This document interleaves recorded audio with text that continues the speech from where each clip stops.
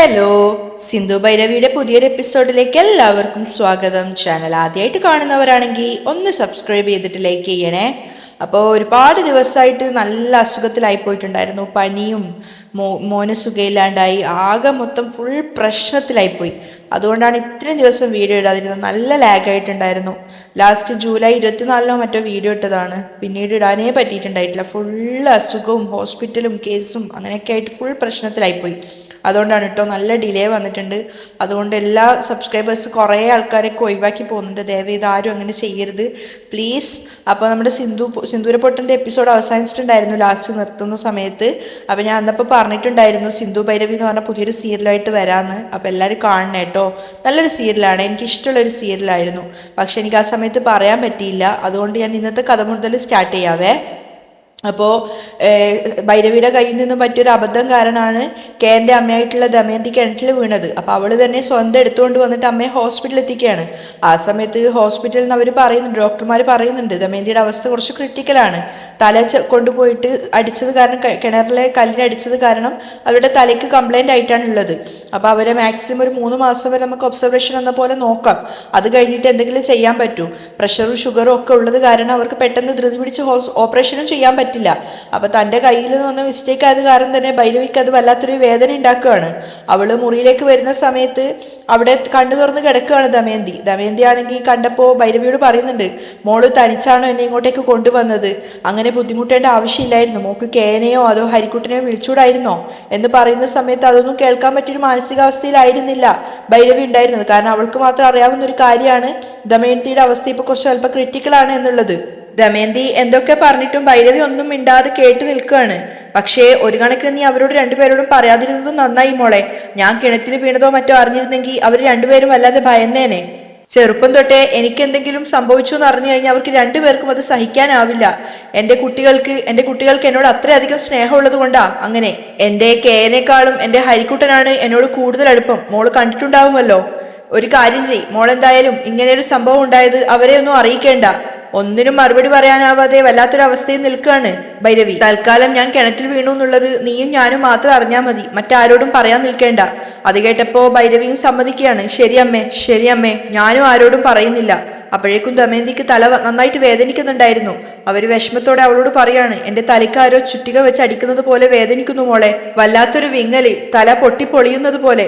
അത് കേട്ടപ്പോ ഭൈരവിക്ക് വല്ലാത്ത സങ്കടം തോന്നുവാണ്.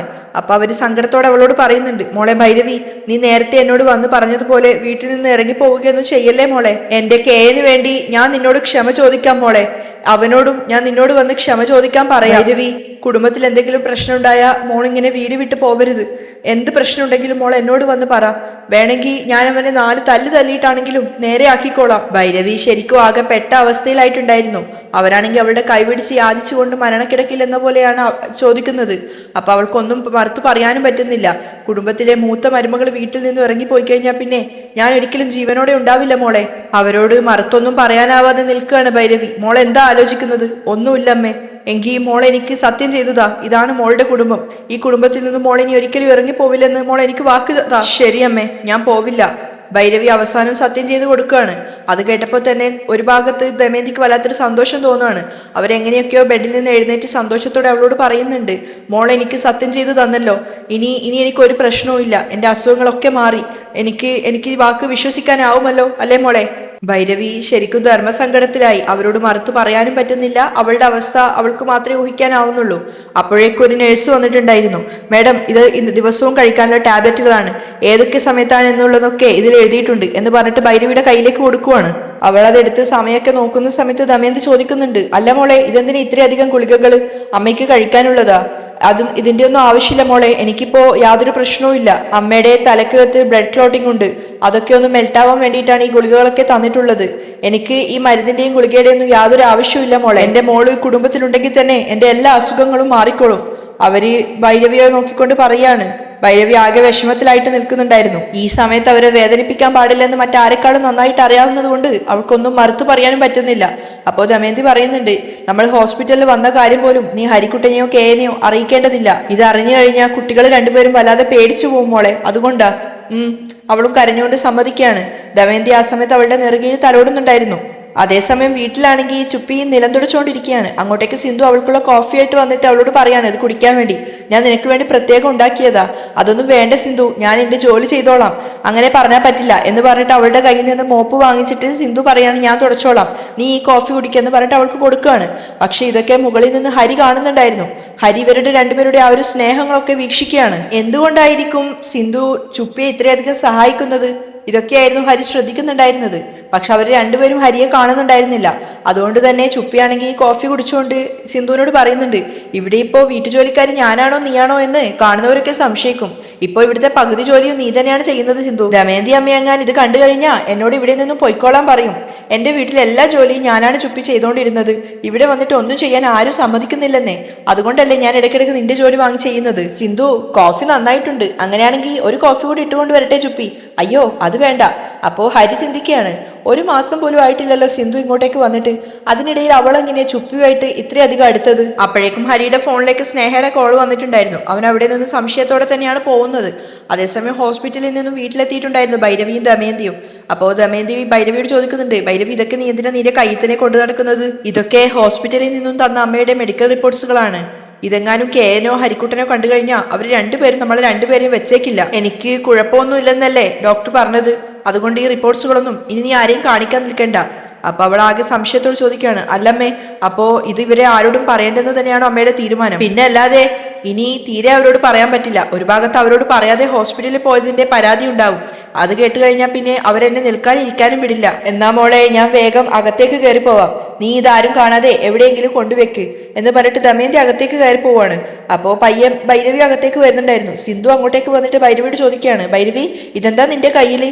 അത് കേട്ടപ്പോഴാണ് ദമയന്തി അങ്ങോട്ടേക്ക് തിരിഞ്ഞു നോക്കുന്നത്. പെട്ടെന്ന് തന്നെ ഭൈരവി സിന്ധുവിനോട് കള്ളം പറയാണ് അത് അവളുടെ പ്രൊജക്ട് ഫയലാണെന്നൊക്കെ. എന്നിട്ട് ഭൈരവി ദമയന്തിയുടെ മുന്നിൽ കൂടിയാണ് അകത്തേക്ക് കയറി പോകുന്നത്. അപ്പോഴാണ് സിന്ധുവും ദമയന്തിയെ ശ്രദ്ധിക്കുന്നത്. അമ്മേ, ആ എന്താ സിന്ധു, അമ്മ ഇത് എവിടെ പോയതായിരുന്നു? എന്തേ, ഞാൻ അമ്മ എവിടെയൊക്കെ അന്വേഷിച്ചു എന്നറിയോ? എന്തിനാ മോളെ? അച്ഛൻ ഫോൺ ചെയ്തിട്ടുണ്ടായിരുന്നു അമ്മയോട് സംസാരിക്കണം എന്ന് പറഞ്ഞിട്ട്. അമ്മയുടെ ഫോണാണെങ്കിൽ ഇവിടെ വീട്ടിൽ തന്നെ ഉണ്ടായിരുന്നു. അമ്മയെ കിട്ടാത്തത് കാരണം അച്ഛൻ എന്നെയാണ് വിളിച്ചത്. അപ്പോ ദമയന്തി പറയാണ്, ഞാൻ അദ്ദേഹത്തെ വിളിച്ച് സംസാരിച്ചോളാം. ഭൈരവി മുറിയിലെത്തിയിട്ട് പേപ്പറുകളൊക്കെ എടുത്തിട്ട് അവളുടെ അലമാരയിൽ സൂക്ഷിച്ചു വെക്കുകയാണ്. അവൾക്ക് ആകെ മനസ്സിനൊരു വല്ലാത്ത വിങ്ങലുണ്ടായിരുന്നു. അത് മാത്രമല്ല, ഡോക്ടർ പറഞ്ഞ വാക്കുകൾ അവളെ ഇങ്ങനെ തളർത്തിക്കൊണ്ടിരിക്കുകയാണ്. ഇനി വെറും 3 മാസം മാത്രമാണ് ദമയന്തിയുടെ ആയുസ്. അതിനിടയിൽ അവരെ മാക്സിമം സന്തോഷിപ്പിക്കുക എന്നുള്ളത്. അതേസമയം സിന്ധു ആണെങ്കിൽ അവളുടെ മുറിയിൽ തുണികളൊക്കെ മടക്കി വെച്ചുകൊണ്ടിരിക്കുകയാണ്. ഹരി വന്നിട്ട് അവളെ രൂക്ഷമായി നോക്കിക്കൊണ്ടിരിക്കുന്നുണ്ടായിരുന്നു. പെട്ടെന്നാണ് സിന്ധു അത് കാണുന്നത്. ഡോക്ടറിന് തന്നെ ഇങ്ങനെ നോക്കുന്നത്. അപ്പോ അവൻ ആ സംശയത്തോടെ തന്നെ ചോദിക്കുകയാണ്, നീ ഇവിടെ വന്നിട്ട് 1 മാസം പോലും ആയില്ല, അപ്പോഴേക്കും നീ എങ്ങനെ ചിപ്പിയായിട്ട് ഇത്രയധികം അടുത്തത്? അത് കേട്ടപ്പോൾ പെട്ടെന്ന് സിന്ധു ഒന്ന് ഞെട്ടിയിട്ടുണ്ടായിരുന്നു. ഡോക്ടർ അതൊക്കെ വീക്ഷിക്കുന്നുണ്ടെന്ന് അവൾക്ക് മനസ്സിലായി. എങ്കിലും അവളൊരു കള്ളം പറയാൻ ശ്രമിക്കുകയാണ്. അത് പിന്നെ എൻ്റെ വീട്ടിലെ എല്ലാ ജോലികളും ഞാൻ തന്നെയാണ് ചെയ്തുകൊണ്ടിരുന്നത്. ഇവിടെ വന്നപ്പോൾ ഒരു ജോലിയും ചെയ്യാനില്ല. അതുകൊണ്ട് ഞാൻ ചിപ്പിയായിട്ട് കൂട്ടായിട്ട് അവളുടെ ജോലികളൊക്കെ ചോദിച്ചു വാങ്ങിക്കുകയാണ്. മാത്രമല്ല, ഈ വീട്ടിൽ എത്രമാത്രം ജോലിയുള്ളതാണ്. എല്ലാ ജോലിയും അവൾ തനിച്ചല്ലേ ചെയ്യുന്നത്. അതുകൊണ്ടാണ് ഞാനും കൂടി അവളെ സഹായിക്കാന്ന് കരുതിയത്. അപ്പൊ അവൻ തിരിച്ചു ചോദിക്കുകയാണ്, ഈ വീട്ടിൽ വന്നതിന് ശേഷമല്ലേ നീ ചിപ്പിയെ പരിചയപ്പെടുന്നത്? അതല്ല, നിനക്ക് അവളെ നേരത്തെ അറിയാമോ? അത് കേട്ടപ്പോ സിന്ധു ഒന്ന് ഞെട്ടുവാണ്. പെട്ടെന്ന് ഹരി അങ്ങനെ ചോദിച്ചപ്പോ അവൾ പേടിച്ചിട്ട് ചോദിക്കുന്നുണ്ട്, എന്താ ഡോക്ടർ അങ്ങനെ ചോദിച്ചത്? ചുമ്മാ അറിയാൻ വേണ്ടി ചോദിച്ചതാണ്. ചിപ്പിയെ ഇതിനു മുമ്പ് ഞാൻ അമ്പലത്തിലും കടയിലും ഒക്കെ വെച്ച് കണ്ടിട്ടുണ്ട്, അല്ലാതെ ഞങ്ങൾ തമ്മിലൊരു മിണ്ടാട്ടമൊന്നും ഉണ്ടായിട്ടില്ല. സിന്ധു വീണ്ടും വീണ്ടും കള്ളങ്ങൾ പറഞ്ഞുകൊണ്ടിരിക്കുകയാണ്. ഹരി അവളെ നന്നായിട്ട് വീക്ഷിക്കുന്നുണ്ടായിരുന്നു. കൂടുതലൊന്നും ചോദിക്കാൻ നിൽക്കാതെ ഹരി മുറിയിൽ നിന്ന് എഴുന്നേറ്റ് പോവാണ്. സിന്ധു വല്ലാതെ ഭയന്നിട്ട് ചിന്തിക്കുന്നുണ്ടായിരുന്നു. ചിപ്പിയുമായിട്ടുള്ള എന്റെ അടുപ്പം ഡോക്ടറിൽ സംശയം ഉണ്ടാക്കിയിട്ടുണ്ട്. അതുകൊണ്ടല്ലേ ഡോക്ടറിനെ തിരിച്ചും മറിച്ചും ചോദിക്കുന്നത്. ഇനി അവളോട് സംസാരിക്കുമ്പോൾ 4 ഭാഗത്തും നോക്കണം. ഭൈരവി ദമയന്തിയുടെ മുറിയിലേക്ക് വരുന്ന സമയത്ത് അവർ ക്ഷീണം കൊണ്ട് മയങ്ങുകയായിരുന്നു. അമ്മേ, അവൾ വിളിച്ച കേട്ടതും അവർ ഞെട്ടിയിട്ട് നോക്കുവാണ്. എന്നിട്ട് അവളോട് സന്തോഷത്തോടെ പറയുന്നുണ്ട്, നീ എന്നെ അമ്മയെന്ന് വിളിക്കുന്നത് കേൾക്കുമ്പോൾ എനിക്ക് എത്രത്തോളം സന്തോഷമുണ്ടെന്ന് അറിയാമോ മോളെ? എന്താ കാര്യം, പറയൂ. അപ്പോൾ ഭൈരവിയുടെ മുഖത്താണെങ്കിൽ നല്ല നിരാശയായിരുന്നു. 3 നേരവും അമ്മയ്ക്ക് സമയത്തിന് മരുന്നെടുത്ത് തരണമെന്നാ ഡോക്ടർ പറഞ്ഞിരിക്കുന്നത്. ഇപ്പൊ എന്തിനാ മോളെ മരുന്നൊക്കെ? അമ്മയുടെ വേദനയൊക്കെ കുറവുണ്ട്. അങ്ങനെയല്ലമ്മേ, തലയിൽ ബ്ലഡ് കോട്ടില്ലേ, അതുകൊണ്ട് അമ്മ ഈ മരുന്നൊക്കെ സമയം തെറ്റാതെ തന്നെ കഴിക്കണം. ശരി മോളെ എന്ന് പറഞ്ഞത് അവർ വാങ്ങിക്കുകയാണ്. നീ തരുന്നത് കൊണ്ട് മാത്രം കഴിക്കുന്നതാണ് എന്ന് പറഞ്ഞിട്ട് ദമയന്തി ആ മരുന്നൊക്കെ വാങ്ങി കഴിക്കുകയാണ്. അമ്മേ, ഈ മരുന്നൊക്കെ ഇവിടെ തന്നെ നിന്നോട്ടെ, വേദന വരുമ്പോ അമ്മയ്ക്ക് എടുത്ത് കഴിക്കാലോ. ശരി മോളെ. ഭൈരവി, ഞാൻ പറഞ്ഞത് മോൾക്ക് ഓർമ്മയുണ്ടല്ലോ അല്ലേ? ഞാൻ കിണറ്റിൽ വീണത് വീട്ടിൽ നീ ആരോടും പറയരുത്. അപ്പോൾ ഭൈരവി സംശയത്തോട് ചോദിക്കുകയാണ്, അമ്മേ, ഞാൻ ചോദിക്കുന്നത് കൊണ്ട് തെറ്റിദ്ധരിക്കരുത്. അമ്മ കിണറ്റിൽ വീണത് ഞാൻ ഈ വീട്ടിൽ ആരോടും പറയാതിരുന്ന പിന്നീട് അമ്മയുടെ തലയ്ക്ക് എന്താ പരിക്ക് പറ്റിയതെന്ന് ഇവരൊക്കെ ചോദിക്കുമ്പോൾ എല്ലാവരും എന്നെ തെറ്റിദ്ധരിക്കില്ലേ? ആരും ഒന്നും പറയില്ല മോളെ. ഇതിപ്പോ ഞാൻ തന്നെയല്ലേ നിന്നോട് വേണ്ട എന്ന് പറഞ്ഞത്. ശരി അമ്മേ എന്ന് പറഞ്ഞിട്ട് അവൾ അവിടുന്ന് പോവാണ്. ഭൈരവി പുറത്തു പോയതിനു ശേഷം ദമയന്തി ചിന്തിക്കുകയാണ്, ഭൈരവി ഇപ്പോൾ പഴയതുപോലെയൊന്നും അല്ല. ഞാൻ കിണറ്റിൽ വീണതിന് ശേഷം അവളുടെ സ്വഭാവത്തിൽ ഒരുപാട് മാറ്റങ്ങൾ വന്നിട്ടുണ്ട്. ഈശ്വര, ഇത് ഇങ്ങനെ തന്നെ തുടർന്നാൽ മതിയായിരുന്നു. അവൾ എൻ്റെ കേനുമൊത്ത് സന്തോഷത്തോടെ ജീവിക്കുന്നത് കണ്ടാൽ മതിയായിരുന്നു. പിറ്റേന്ന് ഹരി ഇങ്ങനെ സംശയത്തോടു കൂടി തന്നെയാണ് ഉള്ളത്. അവന്റെ മനസ്സ് നിറയെ ചിന്തിക്കുന്നത് അച്ചുവും സിന്ധുവും തമ്മിലുള്ള ആ ഒരു ഇരിപ്പ് വശം വെച്ചിട്ട് അവൻ കള്ളം പറഞ്ഞത് ഓക്കെ, പക്ഷേ എൻ്റെ ഫോൺ എടുത്തിട്ട് ആരായിരിക്കും സിന്ധുവിന്റെ ഫോണിലേക്ക് മെസ്സേജുകളൊക്കെ അയച്ചത്? അതെങ്ങനെയെങ്കിലും മനസ്സിലാക്കണം. അവനിങ്ങനെ ചിന്തിച്ചുകൊണ്ട് നിൽക്കുമ്പോഴാണ് ചുപ്പി അലക്കിയ ഡ്രസ്സൊക്കെ എടുത്തിട്ട് വരുന്നത്. അവൻ വിളിക്കുന്നുണ്ട്, ചുപ്പി ഒന്നിങ്ങോട്ടേക്ക് വന്നേ. ദൈവമേ, ഇനി എന്തെങ്കിലും അറിഞ്ഞിട്ടായിരിക്കോ ഹരിച്ചേട്ടൻ വിളിക്കുന്നത്? അവൾ പേടിയോടെയാണ് ചെല്ലുന്നത്. അവളെ കണ്ടപ്പോൾ തന്നെ അവൻ സംശയത്തോടെയാണ് ചോദിക്കുന്നത്, ചുപ്പി കല്യാണത്തിൻ്റെ അന്ന് നീ എവിടെയായിരുന്നു? അതന്ന് എൻ്റെ അച്ഛൻ ഹോസ്പിറ്റലിലായത് ഞാൻ ദമയന്തി അമ്മയോട് കാര്യം പറഞ്ഞിട്ടുണ്ടായിരുന്നു. ഓ അങ്ങനെയാണോ? സിന്ധുവിനെ നിനക്ക് എത്ര നാളത്തെ പരിചയമുണ്ട്? ദൈവമേ, ഇതെന്താ സിന്ധുവിനെ പറ്റിയൊക്കെ ചോദിക്കുന്നത്? അവൾക്ക് വേർക്കാൻ തുടങ്ങിയിട്ടുണ്ടായിരുന്നു. പറ ചുപ്പി, സിന്ധുവിനെ നിനക്ക് എത്ര നാളായിട്ട് അറിയാം? നിങ്ങൾ തമ്മിൽ എത്ര നാളത്തെ കൂട്ടുകെട്ടാണ്? കൂട്ടുകെട്ടൊന്നുമില്ല ഹരിച്ചേട്ടാ. പിന്നെ പറ, എത്ര നാളായിട്ട് അറിയാം? ഈശ്വര, ഹരിച്ചേട്ടൻ എന്തൊക്കെയോ സംശയമുണ്ട്. അതുകൊണ്ടാണ് ഹരിച്ചേട്ടൻ ഇങ്ങനെ കുത്തി കുത്തി ചോദിക്കുന്നത്. അവൾക്ക് നല്ല പേടി തോന്നുന്നുണ്ടായിരുന്നു. സിന്ധുവിനെ കാർത്തികേയൻ ചേട്ടന് വേണ്ടി പറഞ്ഞുറപ്പിച്ചിട്ടുണ്ടായിരുന്നില്ലേ? അന്ന് മുതലാണ് എനിക്ക് അറിയാവുന്നത്. ഓ, അതിനു മുമ്പ് നിനക്ക് സിന്ധുവായിട്ട് യാതൊരു പരിചയവും ഇല്ല? ഇല്ല ചേട്ടാ, ഇടയ്ക്ക് അമ്പലത്തിലൊക്കെ വെച്ച് കാണാറുണ്ടായിരുന്നു. അപ്പോ ഇതിനു മുമ്പ് നീ സിന്ധുവായിട്ട് സംസാരിച്ചിട്ടേ ഇല്ല അല്ലേ? ഹരി വീണ്ടും സംശയത്തോടെ തന്നെ ചോദിക്കുകയാണ്. ഇല്ല ചേട്ടാ. എന്താ ചേട്ടാ ഇങ്ങനെയൊക്കെ ചോദിക്കുന്നത്? ചുമ്മാ ചോദിച്ചതാ. ഈ വീട്ടിൽ വന്നതിന് ശേഷമാണ് നീ സിന്ധുവായിട്ട് സംസാരിക്കുന്നത് അല്ലേ? ആ അതെ ചേട്ടാ. ശരി, എങ്കി നീ പൊയ്ക്കോ. അവളും പേടിയോടെയാണ് പോകുന്നത്. അവൾ പോകുന്നത് തന്നെ സംശയത്തോടെ നോക്കിക്കൊണ്ട് നിൽക്കുവാണ് ഹരിയെ പേടിച്ച് ചുപ്പി നോക്കിക്കൊണ്ട് നിൽക്കുന്നുണ്ടായിരുന്നു. ഹരിക്കും അവളിൽ നല്ല സംശയമുണ്ട്. അതേസമയം മുറിയിലെത്തിയിട്ട് ഭൈരവിയെ കാണഞ്ഞപ്പോ കാർത്തികേയൻ ചിന്തിക്കുന്നുണ്ടായിരുന്നു. അല്പം മുമ്പ് അവർ തമ്മിൽ നടന്ന ആ ഒരു അടിയും അതിനുശേഷം ഭൈരവി വാശിയോടെ പറഞ്ഞിട്ടുണ്ടായിരുന്നു, ഇനി ഈ വീട്ടിൽ നിന്റെ കൂടെ ഒരു നിമിഷം പോലും ഞാൻ താമസിക്കില്ല. ഇപ്പൊ തന്നെ നിന്റെ അമ്മയോട് പറഞ്ഞിട്ട് ഞാൻ പോവാണ്. അപ്പോ അവനത് ചിന്തിക്കുന്ന സമയത്ത് അവൻ വിചാരിക്കുന്നത് അവൾ പോയെന്നാ തോന്നുന്നത്. അത് നന്നായി.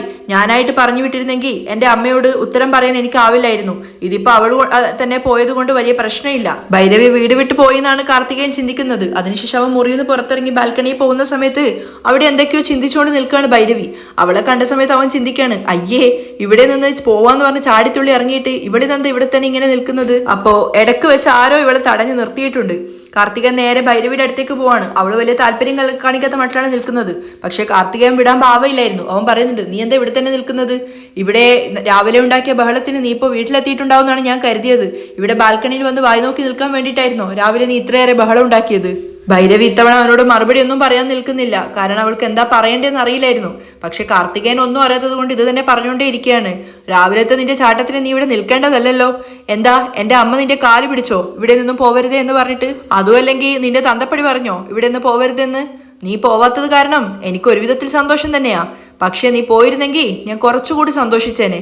കാർത്തികേയൻ പറഞ്ഞത് കേട്ടതും ഭൈരവി കുറച്ച് ദേഷ്യത്തിലാണ് അവനെ നോക്കുന്നത്. ഭൈരവിക്ക് അവനോട് മറുത്തെന്തെങ്കിലുമൊക്കെ പറയണമെന്നുണ്ടായിരുന്നെങ്കിലും അവന്റെ അമ്മയുടെ അസുഖം താൻ മാത്രം അറിയാവുന്ന രഹസ്യമായതുകൊണ്ട് ഒന്നും പറയാനാവാതെ നിൽക്കുകയാണ് അവള്.